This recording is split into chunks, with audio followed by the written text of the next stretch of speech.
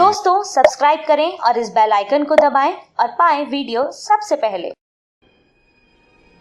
मैं भारत को भारतीयता की मान्यता के आधार पर फिर से खड़ा करना चाहता हूं, उस काम में लगा हूं। महर्षि भागवत कहते हैं कि जिंदगी में 85% बीमारियों को हर व्यक्ति स्वयं ठीक कर सकता है।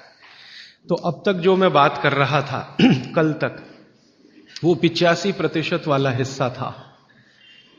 इसमें से आपको कोई भी बात ऐसी नहीं लगी होगी जो किसी विशेषज्ञ की मदद से करनी पड़े। अब तक मैंने जितना भी आपको बताया है वो सब इतनी सरल और सहज बातें हैं जो आप स्वयं कर सकते हैं। आज मैं आपको 15% वाले हिस्से की बात करूंगा।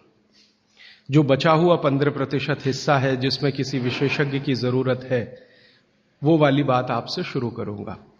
लेकिन आज आप महसूस करेंगे व्याख्यान खत्म होने के बाद कि अरे ये 15% भी हम कर सकते हैं। भागवत जी की यही खूबी है, वो ये मानते हैं कि दुनिया का हर व्यक्ति विशेषज्ञ हो सकता है। और वो ये भी एक जगह लिखते हैं कि मैं अकेला भागवत नहीं, मेरे बाद और भी हो सकते हैं। वो ये कहते हैं कि जो व्यक्ति भी अपने शरीर का सूक्ष्म अवलोकन कर सके, ऑब्जर्वेशन सूक्ष्म माइक्रो लेवल पे, वो सभी विशेषज्ञ हो सकते हैं। तो विशेषज्ञ चिकित्सा के स्तर पर आज मैं उनका एक अध्याय आपके सामने लेता हूं। ऐसे उन्होंने लगभग 40 से ज्यादा अध्याय लिखे हैं, उसमें से एक मैं शुरू करता हूं।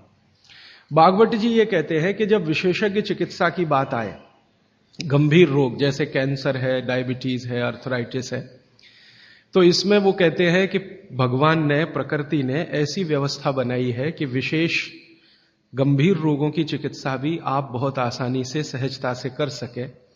उसमें से उन्होंने एक जगह लिखा है कि इस पूरे ब्रह्मांड में, पूरी प्रकृति में ऐसी कई चीजें हैं जो एक साथ वात, पित्त और कफ तीनों को ठीक करने की शक्ति रखती है, एक साथ। बहुत कम चीजें ऐसी हैं प्रकृति में जो वात, पित्त, कफ तीनों को एक साथ ठीक रखें। कुछ चीजें ऐसी हैं जो वात को अच्छा रखेंगी, कुछ चीजें ऐसी हैं जो पित्त को अच्छा रखेंगी, कुछ चीजें ऐसी हैं जो कफ को अच्छा रखेंगी। वात को अच्छा रखने वाली सबसे अच्छी चीज जो आपके घर में है वो है तेल। तेल तेल वो जिसमें आप सब्जियां बनाते हैं, तेल वो जिसमें आप सब्जियां बनाते हैं। तो सबसे अच्छी चीज वो बोलते हैं कि तेल है, जो वात को हमेशा समभाव में रखता है, समानता में रखता है, वात को बढ़ने नहीं देता। लेकिन उन्होंने एक शब्द पर जोर दिया है कि तेल का माने शुद्ध तेल। अब ये शुद्ध तेल उन्होंने लिखा 3500 साल पहले। आज के विश्लेषण में अगर हम ध्यान दें तो शुद्ध तेल का माने तेल की घानी से निकाला हुआ सीधा सीधा तेल, बिना कुछ मिलाए हुए सीधा सीधा तेल, कोई भी मशीन से निकाला हुआ सीधा सीधा तेल, उसमें कुछ नहीं मिलाया, मतलब नॉन रिफाइंड तेल। नॉन रिफाइंड तेल। अगर आप तेल खा रहे हैं तो भागवत जी का निवेदन है कि आप तेल शुद्ध खाइए, माने रिफाइंड तेल मत खाइए, डबल रिफाइंड तेल मत खाइए। अब आप कहेंगे जी क्यों नहीं खाएं, डॉक्टर तो यही बोलते हैं कि रिफाइंड खाओ, डबल रिफाइंड खाओ तो आपको हृदय घात नहीं आएगा, वगैरह वगैरह। ये जो रिफाइंड तेल है, मैंने इनको देखा है कैसे रिफाइंड किया जाता है। आप भी देख लें, कभी मौका मिले तो बहुत अच्छा होगा। किसी भी तेल को रिफाइंड करने में 6 से 7 केमिकल इस्तेमाल होते हैं और डबल रिफाइंड करने में 12 से 13 केमिकल इस्तेमाल होते हैं। वो सब केमिकल मनुष्य के द्वारा बनाए गए हैं प्रयोगशाला में। भगवान का बनाया हुआ एक भी केमिकल तेल को रिफाइंड नहीं कर सकता। भगवान का बनाया हुआ माने प्रकृति का दिया हुआ, जिसको आप अंग्रेजी में कहते हैं ऑर्गेनिक। ऑर्गेनिक एक भी केमिकल नहीं है जो तेल को साफ कर सके, एक भी केमिकल दुनिया में नहीं है। जितने भी केमिकल तेल को साफ करने के लिए उपयोग किए जाते हैं वो सब इनऑर्गेनिक है, और इनऑर्गेनिक केमिकल ही दुनिया में जहर बनाते हैं और उनका कॉम्बिनेशन जहर की तरफ ही लेके जाता है। आज की दुनिया में मॉडर्निज्म के नाम पर, आधुनिकता के नाम पर जितने इनऑर्गेनिक केमिकल्स जगह जगह इस्तेमाल हो रहे हैं, वो सब आपको धीरे धीरे उस तरफ ले जा रहे हैं जहां आप जहर अपने ही शरीर में पैदा कर दें। इसलिए रिफाइंड तेल, डबल रिफाइंड तेल गलती से भी मत खाइए। भागवत जी कहते हैं कि जिंदगी भर वात को ठीक रखना है, जिंदगी भर। तो वात को ठीक रखने के लिए सबसे सरल चिकित्सा वो बोलते हैं वो तेल का ही है। वो कहते हैं शुद्ध तेल खाइए। शुद्ध तेल माने घानी से निकाला हुआ तेल।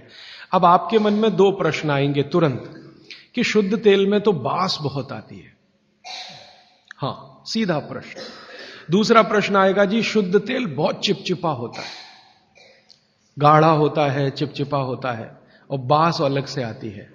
हम लोगों ने जब शुद्ध तेल पर भारत देश के कुछ वैज्ञानिकों की मदद से काम किया, एक तरह से कहें रिसर्च किया, तो पता चला कि तेल का जो चिपचिपापन है वो उसका सबसे महत्वपूर्ण घटक है। तेल में बहुत कुछ होता है, जैसे मैंने आपको पहले दिन बताया ना, मिट्टी में माइक्रो न्यूट्रिएंट्स है, कैल्शियम है, आयरन है, सिलिकॉन है, कोबाल्ट है, ऐसे तेल में भी है, हर चीज में है। तो तेल का जो सबसे महत्वपूर्ण हिस्सा है वो उसका चिपचिपापन ही है। और जैसे ही तेल में से ये चिपचिपापन निकाला तो पता चला वो तेल ही नहीं बचा। तेल जिस चीज के लिए खाया जाता है वो बचा ही नहीं, वो हिस्सा ही गायब हो गया। फिर हमने देखा कि तेल में जो बास आ रही है, बास, वो उसका प्रोटीन कंटेंट है। तेल में प्रोटीन बहुत है। जैसे आपने सुना है दालों में प्रोटीन होता है, दालों में प्रोटीन सबसे ज्यादा है, भगवान का, ईश्वर का दिया हुआ। दालों के बाद दूसरे नंबर पर जो प्रोटीन सबसे ज्यादा है वो तेलों में है। तो आप जो तेल में देख रहे हैं कि उसकी बास है, वो बास जो है ना, उसका ऑर्गेनिक कंटेंट है प्रोटीन के लिए। 4-5 तरह के प्रोटीन है सभी तेलों में। आप जैसे ही तेल की बास निकालेंगे उसका प्रोटीन वाला घटक गायब हो जाता है। अब बास निकाल दिया तो प्रोटीन निकल गया, और चिपचिपापन निकाल दिया तो उसका जो फैटी एसिड है वो गायब। अब ये दोनों ही चीजें गायब हो गई तो तेल नहीं रहा, वो पानी है एक तरह से। इसलिए भागवत जी ने सूत्र लिखा कि जिंदगी भर वात की चिकित्सा अगर आपको करनी पड़ जाए तो बेहतर है कि आप शुद्ध तेल खाएं तो वात की चिकित्सा ही ना करनी पड़े। और मैंने आपको सबसे पहले दिन बताया था कि दुनिया में सबसे ज्यादा रोग वात के ही हैं, सबसे ज्यादा रोग।